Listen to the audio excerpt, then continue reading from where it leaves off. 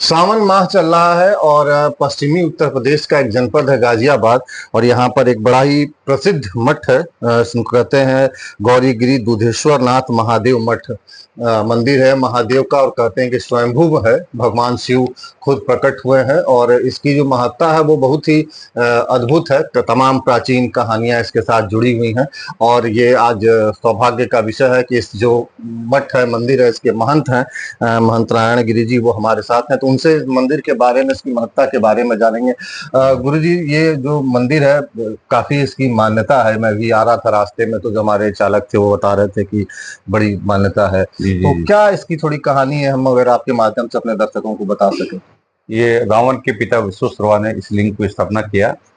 तो कालांतर में जैसे युग बदलता है, तो त्रेता युग में तो उन्होंने स्थापना होने के बाद में फिर जो युग बदला तो उसमें क्या है कि बहुत बड़ा पहाड़ बन गया, टीला मिट्टी का। तो उसमें ये गांव जो कैला गांव है, इसमें गाजियाबाद ज्यादातर उसमें बसा हुआ है। तो कैला गांव की गाय आके यहाँ पर जो है सोते उसका दूध निकल जाता था अपने आप ही। तो वो लोगों ने देखा, गांव वाला ने ये जो गाय का कैसा दूध क्यों निकल जाता है। तो उनका गोल वाला को पीछा किया, तो दोपहर के समय में यहाँ पर कामधेनु गाय का दूध अपने आप ही निकल जाता था।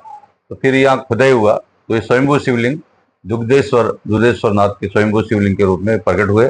और उसके बाद में यहाँ पर जो है श्रीपंत दशनाम जुना अखाड़े की परंपरा में मैं यहाँ पर 16 महंत, तो सबसे पहले महंत वेनी गिरी जी महाराज यहाँ इस मठ की स्थापना जो है महंत हुए। और उसमें विशेष रूप से काशी विश्वनाथ का उप ज्योतिर्लिंग के रूप में बोला जाता है इसमें। जैसे वहां पर अन्नपूर्णा मंदिर है, दुर्गा जी है, तो यहाँ त्रिपुरा सुंदरी वाला प्राचीन मंदिर है, हनुमान जी संकट मोचन भी यहाँ पर चौपला मंदिर है, संटिंग लेन में यहाँ पर काल भैरव मंदिर भी है। तो चारों पीठ है। और एक प्राचीन कुआ भी है जो 3 प्रकार का रंग बदलता था। और 300 साल से पूर्व जो है बोले शिवाजी महाराज ने इस मंदिर का जीर्णोद्धार किया था। वर्तमान में अभी धर्मपाल गर्ग जी ने। तो ऐसे ही कई इलाची गिरी जी महाराज गिरी कई चमत्कारिक समाधि भी है। और यहाँ पर सावन महीने में विशेष रूप से कावड़ियों का बहुत एक हफ्ता तक पूरा हरिद्वार से यहाँ लेके कावड़ियों का जो पूरा नेशनल हाईवे वगैरह बंद रहता है। तो ये पूरा दर्शन के लिए आते हैं, दर्शन के लिए लोग काफी संख्या में आते हैं। और पूरे मतलब राजस्थान, हरियाणा, पंजाब, इधर से दूर दूर से भी लोग आके यहाँ पर जो है भगवान का अभिषेक करते हैं। इसके ये मैं पढ़ रहा था, जो आपका वेबसाइट है उससे भी कुछ जानकारी और कुछ अखबारों के माध्यम से, कि ये कलयुग के महादेव के रूप में भी इनको कुछ बोला जाता है। क्या इसके पीछे ऐसे कहते हैं कि जैसे हमारे यहाँ पर बोलते हैं कि भाई विशेष रूप से शिव का वास या तो कैलाश में होता है या शमशान में। तो ये शमशान पवित्र शमशान है, 28 समाधि लगी हुई है एकदम मंदिर के साथ ही समाधियां हैं सब। तो ये पवित्र शमशान है। तो कलयुग में बोलते हैं कि भगवान शिव का जो है बोले शिवालयों में जो विशेष रूप से श्रावण महीना में जैसे सब देवताओं का जो है देवशनी एकादशी से देवताओं का शयन हो जाता है, तो पृथ्वी पर शिव विराजमान रहते हैं और शिवालयों में उनका जो है उनकी उपस्थिति रहती है। तो दुधेश्वर का ऐसा मानता है कि कलयुग में विशेष रूप से रावण ने भी बोले पहला शीश यहाँ चढ़ाया था, तो भगवान के रूप में जो है इनको दुधेश्वर के रूप में यहाँ पर मानता है। और उनके जो गण है उनके वो कार्य पूरा करते हैं।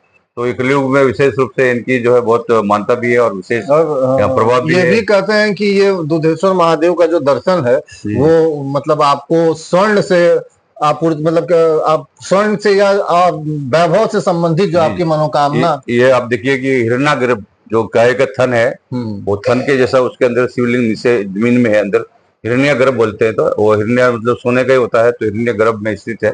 तो भगवान का यहाँ इलाची गिरी जी महाराज जो सिद्ध महात्मा है, तो उनको भी बहुत से कार्य होते हैं। तो 5 इलाची चढ़ाते हैं सोने की लोग, जब अपना कार्य पूरा होता है तो जीवित रूप में उनका दर्शन भी होता है। 11 जगह उन्होंने आसपास गांवों में समाधि भी लिया है और 350 साल मनोकामना पूर्ण होने पर सोने की 5 इलायची चढ़ाई जाती है। पहले तो साधारण इलायची चढ़ाते हैं, फिर कार्य पूरा होने पर सोने की इलायची चढ़ाते हैं। और यहाँ भगवान का जो हिरण्य गर्भ में है, तो बोले जो है उनको सब प्रकार का वैभव जो है भगवान का पूजा करने से भी ये है कि वो वैभव दाता है महादेव। तो बोलते हुए ना कि सर्व सुगंधि लेपित लिंगम पंकज आर्य शोभिलिंगम संचित पाप विनाश तत्वर्ण सदाशिव लिंगम। तो जन्म जन्मों के पापों को विनाश करते हैं और जो है जो भी वस्तु आपको वो समर्पित करते हैं कि नमामि समेशम निर्वाण रूपम विभुम व्यापकम परम वेदम सर्वम। तो भगवान शिव तो क्या है, सुर असुर नागमुनि देवा शंकर पद करे सब सेवा। तो ये तो सभी लोगों के लिए जो है सुलभ है ना जी। एक जल धारा मूर्ति भी बोलते हैं कि भाई जल भी चढ़ाते एक लोटा तो भगवान जो है महादेव जो प्रसन्न हो जाते हैं।